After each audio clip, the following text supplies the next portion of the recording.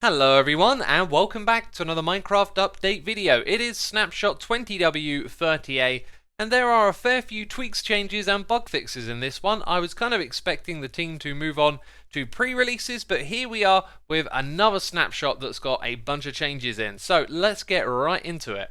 So builders will rejoice, especially if you like building underwater. We can already place the chain block underwater and have it waterlogged. But the lantern and the soul lantern were kind of overlooked here. The change of course in this snapshot is that you can now place those underwater. They actually look really fantastic when they're waterlogged, I think. And it makes me wonder, what other blocks do you think Mojang have overlooked? We could definitely have some more waterlogged blocks in this game. So we've had the recent addition of the Piglin Brute. If you haven't seen this before, I've done a snapshot video on it. You can find the playlist in the description box down below. There's a couple of tweaks and changes that come along with their addition that have now been added in this snapshot. First of all, chests are now more likely to generate on top of gilded blackstone. There's actually a double chest right here full of some loot, and the loot itself has actually been changed for the 4 different types that can generate in the Bastion Remnants. Now these can be a bit of a bore, so we're going to breeze over them quickly. First of all, we have the Bastion Bridge. So these numbers have been changed. The first ones are the new rates, the second ones are the old rates, so you can see they've all been increased, and there's also a chance of getting a golden axe. In the Hoglin stable, we've got some number changes again, both of those increasing. Then the weight of these things have been changed around a little bit. The whole table tends to generate differently, and you can also get a diamond pick that's randomly enchanted, a randomly enchanted axe and hoe, and also between 1 to 5 crying obsidian. In Bastion Other, there are lots of weight changes, so the distribution of these items are slightly different across the board, but you can now get a cooked pork chop, just one on its own, a randomly enchanted golden axe, a diamond pickaxe again. They're also introducing golden apples and golden carrots you can get between 6 and 17, also a randomly enchanted sword and a single block of iron, and the spectral arrow number has been tweaked. It's a similar thing for the Bastion treasure. There are a whole bunch of weight changes again, but you can also get an enchanted golden apple and between 2 to 5 iron, and then these numbers of these items have been tweaked. They are more generous, as you can see, and then your diamond sword and armor will also be randomly damaged, whereas before it was perfectly intact. 2 things from the technical changes on the website. Optional tag entries. Entries in tags can now be marked as optional. Failure to resolve optional entries does not prevent the whole tag from loading. This is essentially a compatibility thing to make data packs more flexible. And if you read the changelog for yourself, you might have been excited by this one. The sign edit screen will now initialize from existing sign text. Now this appears to be something added for modded Minecraft clients, because there's no way to do this in vanilla or even with a data pack, but essentially you could open up the interface of a sign and then have that text on the sign already there, allowing you to edit pre-existing signs. You know, maybe that's been added in preparation for something they're going to do in a future snapshot. I'm sure all of us want to be able just to edit the text on a sign without having to break it. And in this snapshot there have been some changes to how respawning works, involving beds and respawn anchors. First of all, beds will prioritise the side of the bed the player has entered in from, and then the spaces circling around the foot of the bed up to the head. Now when it says side, it literally means side. You can't enter from here, and then if I just kick myself out, so I respawn like that, I'm facing this side. Now if I get in from this side over here, and kick myself out, I respawn on that side.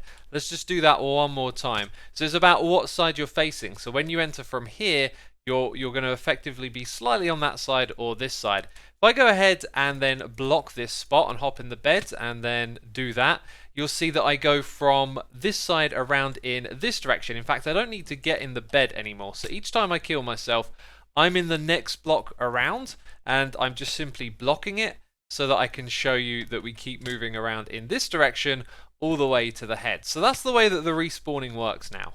And another trick is that it'll avoid respawning the player on dangerous blocks. So let's go and respawn, and you can see we're one over in that path, right, that I just showed you. So if I go and put all the blocks like this, in fact let's just do that, I should effectively respawn right there. And then you know where the next spot will be. It'll be over there. Let's see what happens if there's nothing but magma blocks all the way around. It puts me on top of the bed. Fascinating. Now, I wanted to know what other blocks the game considered dangerous, so I thought there might be a tag list for this, and I couldn't spot anything new in here other than valid spawn. However, I don't think this is related, it's just got grass block and podzol in there, so I'm not sure what other blocks the game considers dangerous. And yes, I could go through and test all the blocks one by one, but I got to level with you. I'm kind of short on time today. I'm going out soon, so I'm just doing the best I can today with the time that I have. Before we go to the Nether to check out the respawn anchor, an observation, something that applies to both of these. You face the center of the respawn point, which is the bed, right? So when I respawn on this corner, I'm facing inwards like this. If we go ahead and make this the valid respawn point, I face inwards towards the bed. Here in the Nether, the respawn anchor now favors cardinal directions, which basically means the straights, if you want to consider it like that, and not the diagonals. So if I go ahead and kill myself, you can see it's preferred this, so we're going to block that, and then it's going to rotate around but skip out on the corner. So if we go ahead and then block all of those sides and try it again, then it puts me in the corner. And once again, like I showed you a second ago, we'll be facing the respawn anchor.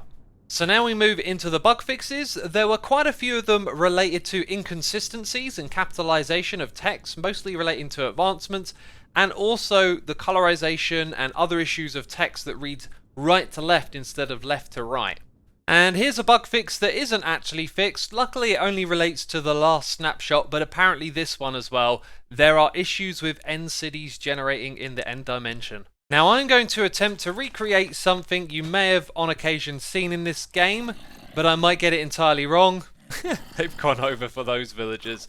There's a villager here that I was trying to lure them to. If you've ever seen two mobs try to go through one space at the same time, sometimes they get stuck and they kind of can't push each other out of the way to go through. Now this can happen with villagers trying to go through doors, and supposedly it's been considered a bug, so they should now have some sort of priority method for one of the villagers to go through the door rather than both of them get stuck. And it's a rare occurrence, but on occasion a villager could get stuck next to a door and do this. Just frequently open and close the door over and over again, making loads of noise spam, which apparently won't happen anymore. And here's a bug that's existed since 1.14. We actually saw this ourselves on Hermitcraft, a place where I'm trying to capture wandering traders, but I'm talking about Season 6. We had a Pillager farm, and mobs can actually drop enchanted items that would have 2 enchantments on it. So you could literally get one with both Unbreaking 1 and Unbreaking 2, for example. That should no longer be possible.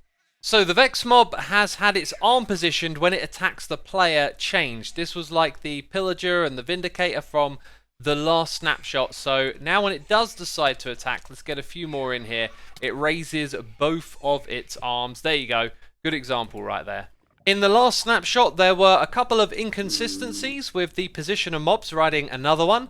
This being one of the combinations right here. You can see the problem, it's obvious. The next one, not so much though. If you pay attention to my bum, it's slightly floating above the saddle. That's been considered a bug, so in the new snapshot, I'll be sitting a little bit lower down. And let's just appreciate the Strider on Strider glory right here. Oh, this looks rather amusing. And that, my friends, I believe is everything relevant to this snapshot. As I mentioned earlier, I have been pressed for time with this one, so I hope it's been of a good enough quality for all of you. If you enjoyed it, please be sure to leave a like. As always, thank you for doing that. It supports the channel. And if you like the sound of exploring Hermitcraft's Shadow Seed, because every Minecraft seed has a Shadow Seed, I've got a video on my second channel that might interest you. It's probably linked on the screen. So anyway, click that, check it out. Thanks for watching, and I'll see you later. Bye-bye.